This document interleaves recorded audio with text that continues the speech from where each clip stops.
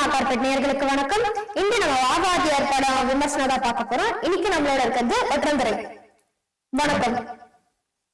வாகாதியார் படம் எப்படி இருந்துச்சு சார்?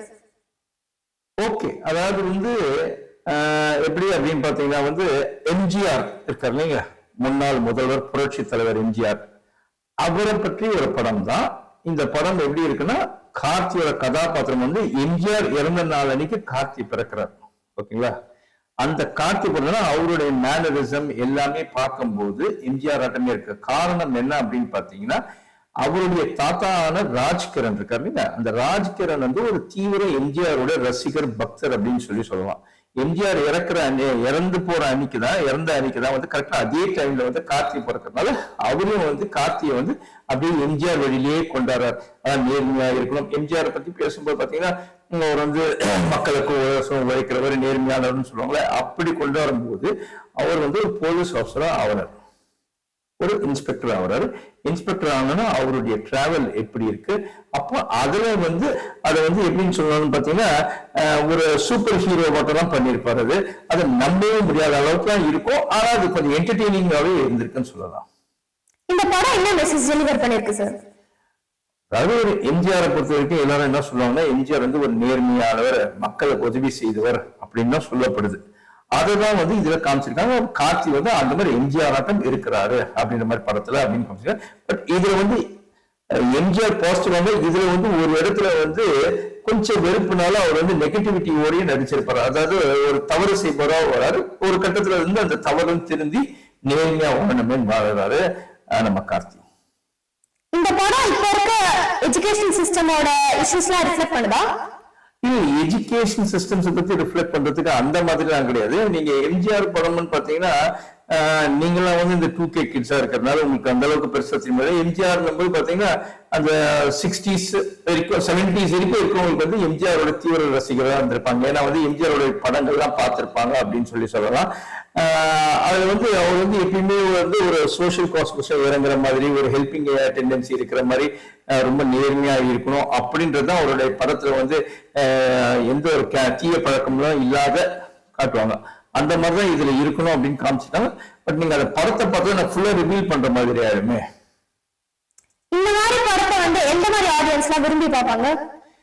இந்த படத்தை மெயினா பார்க்கவே எம்ஜிஆரோட ரசிகர்கள் போய் பார்ப்பாங்க. இல்ல இன்னைக்கு இருக்க ஜெனரேஷன் சரி எம்ஜிஆர் எப்படிதான் இருந்தார், அவரை பத்தி இருக்கு இந்த படம் அப்படின்னு போய் பார்க்கணும் போய் பார்ப்பாங்க. கார்த்தி சார் அவரோட ஆக்டிங் எப்படி இருந்துச்சு? கார்த்தி அவரோட பெர்ஃபார்மன்ஸ் நல்லாவே பண்ணிருக்காருன்னு சொல்லலாம். அவரோட பெர்ஃபார்மன்ஸ் நல்லாவே இருந்திருக்குன்னு சொல்லலாம். பட் நலன் குமார் சாமி தான் இந்த படத்துடைய இயக்குனர். அந்த இயக்குனர் இன்னும் கொஞ்சம் மெனக்கெடுதல் இருந்து இன்னும் கொஞ்சம் அதை வேற மாதிரி பண்ணியிருந்தா இன்னும் கொஞ்சம் நல்லாவே இருந்திருக்கும் அப்படின்னு சொல்லலாம். ஸ்கிரீன் பிளே, சினிமாட்டோகிராஃபி, அதை பத்தி ஸ்கிரீன் பிளே நல்லா தான் பண்ணிருக்காங்க. சினிமாட்டோகிராஃபி யாருன்னு பாத்தீங்கன்னா இந்த படத்துக்கு சினிமாட்டோகிராஃபி ஜார்ஜ் வில்லியம்ஸ் அவர் தான் பண்ணிருக்காரு. ஓகேவா தான் பண்ணிருக்காரு. சினிமாட்டோகிராஃபி அந்த ஓல்ட் ஷேடை பத்திலாம் பண்ணிருக்காரு. அதெல்லாம் அந்த டெக்னிக்கலா நீங்க குறை சொல்ற மாதிரி கிடையாது. பட் கதையில இன்னும் கொஞ்சம் கவனம் செலுத்தி இன்னும் கொஞ்சம் ஸ்கிரீன் பிளே இன்னும் கொஞ்சம் நல்லா பண்ணியிருந்தாலும் படம் இன்னும் கொஞ்சம் ஒரு நெக்ஸ்ட் லெவலுக்கு போற மாதிரி இருந்திருக்குமே அப்படின்றத என்னோட ஒப்பீனியன். படத்துக்கு பாத்தீங்கன்னா அந்த இசை சந்தோஷ் நாராயணனோட இசை இருக்கு. அந்த இசை நல்லாவே கொடுத்திருக்காரு சந்தோஷ் நாராயணன் அப்படின்னு சொல்லலாம். அப்புறமா கிரண் அவர் தான் இந்த படத்தோட ஆர்ட் டைரக்டர். அந்த பழைய ஓல்டன் இதெல்லாம் காட்டும் போது சில அதுக்கான செட் ஒர்க்ஸ் எல்லாம் பண்ணிருக்காரு கிரண். அந்த ஒர்க் எல்லாம் உண்மையிலேயே நல்லா பண்ணிருக்காரு அப்படின்னு சொல்லலாம். இதுல மெயினா யாரை பத்தி சொல்லுவோம் அப்படின்னு பாத்தீங்கன்னா, வெற்றி கிருஷ்ணன் அவர் தான் இந்த படத்தோடைய எடிட்டரு. பட் இந்த மாதிரி ஒரு ஓல்ட் பீரியட் பிலிம் இன்னைக்கு ஜெனரேஷன்ல இருக்கக்கூடிய கரண்ட்ல இருக்கிறதையும் ஒன்னா மேட்ச் பண்ணி பண்ணது கொஞ்சம் கஷ்டமா இருக்கும். பட் அதை பார்க்கும்போது அந்த எடிஷன்ஸை பாத்தீங்கன்னா அந்த வெற்றி கிருஷ்ணன் தன்னுடைய வேலையை ஒழுங்காவே செஞ்சிருக்காரு அப்படின்னு சொல்லலாம். இந்த சப்போர்ட்டிங் காஸ்ட் அவங்களோட ஆக்டிங் எப்படி? சப்போர்ட்டிங் காஸ்ட்னு பாத்தீங்கன்னா இதுல சத்யராஜ் பண்ணிருக்காருங்க. சத்யராஜ் இவர் ஒரு டிஃப்ரெண்டான ஒரு முகமா இருக்கும். அந்த பல்லு பாத்தீங்கன்னா கொஞ்சம் கொஞ்சம் பெரிய பல்லாட்டம், நார்மல் சின்ன பல்லாட்டம் இருக்கும், கொஞ்சம் பெரிய பல்லாட்டம் அந்த மாதிரி பண்ணிருக்காங்க. அந்த ப்ராஸ்தட்டிக்ஸ்ல பண்ணிருக்காங்க. அவரோட பெர்ஃபார்மன்ஸ் ஓகே, அதை பெருசா சொல்ற மாதிரி ஓகே, அவரும் நல்லா பண்ணிருக்காரு. அப்புறம் ராஜ்கிரண் நல்லா பண்ணிருக்காரு. கதாநாயகி வந்து கிருத்தி ஷெட்டி, உண்மையிலே ஒரு தமிழ் சினிமாக்கு ஒரு நல்ல வரவு. அவங்களுக்கு கொடுத்த கதாபாத்திரத்தில் நல்லாவே நடிச்சிருக்காங்க அப்படின்னு சொல்லலாம். ஆனந்த் பாபு வந்து இதுல எம்ஜிஆர் ரசிகராகவே வராரு அப்படின்னு சொல்லி சொல்லலாம். சத்யராஜ் வந்து இதுல வந்து ஒரு வில்லன் கதாபாத்திரம் தான் பண்ணிருக்காரு. இவங்க கூட ஜிஎம் சுந்தர் கருணாகரன் பண்ணிருக்காரு, ஒரு போலீஸ் கான்ஸ்டபிள் பண்ணிருக்காரு. அப்புறம் ஷில்பா மஞ்சுநாத், அந்த ஷில்பா மஞ்சுநாத் சத்யராஜோட ஒரு பொண்ணா நடிச்சிருக்காங்க. அவங்க ஒரு நெகட்டிவ் ஷேடோட இப்ப நடிச்சிருக்காங்க அப்படின்னு சொல்லி. பட் அவங்களோட ஆக்டிங் பார்க்கும்போது உண்மையிலே ஒரு கம்மியான ஸ்கிரீன் ஸ்பேஸ் இருந்தாலும் அவங்க வர கதாபாத்திரத்து அவங்களுக்கு வர சீன்ஸ் வந்து அந்த அளவுக்கு நல்லாவே பண்ணிருக்காங்க அப்படின்னு சொல்லி சொல்லலாம் ஷில்பா மஞ்சுநாத். அப்புறம் ரமேஷ் திலக்கு, நேர்கள் ரவி, அவங்க ரமேஷ் திலக்கு வந்து டயலாக் கூட இல்லை அப்படின்றதான் வாஸ்தவம். நேர்கள் ரவி பண்ணிருக்காரு, யார் கண்ணன், நிவா சவிதன், இவங்க எல்லாம் பண்ணிருக்காங்க, PL தேனப்பெல்லாம் பண்ணிருக்காங்க. பட் அவங்க பெருசா அவங்க கேரக்டர் சொல்ற அளவுக்கு இல்லை.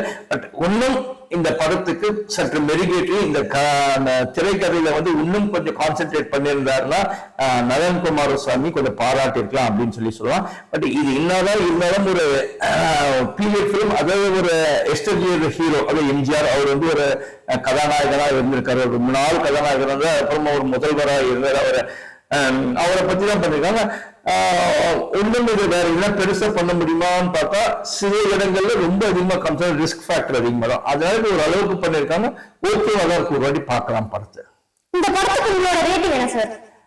படத்துக்கு என்னோட ரேட்டிங் அப்படின்னு சொல்லி கேட்டீங்கன்னா, இதுக்கு வந்து ரேட்டிங் நீங்க எப்படி கொடுக்கலாம், ஒரு 3 கொடுக்கலாங்க. ஃபார் 5 வந்து 3 கொடுக்கலாம்.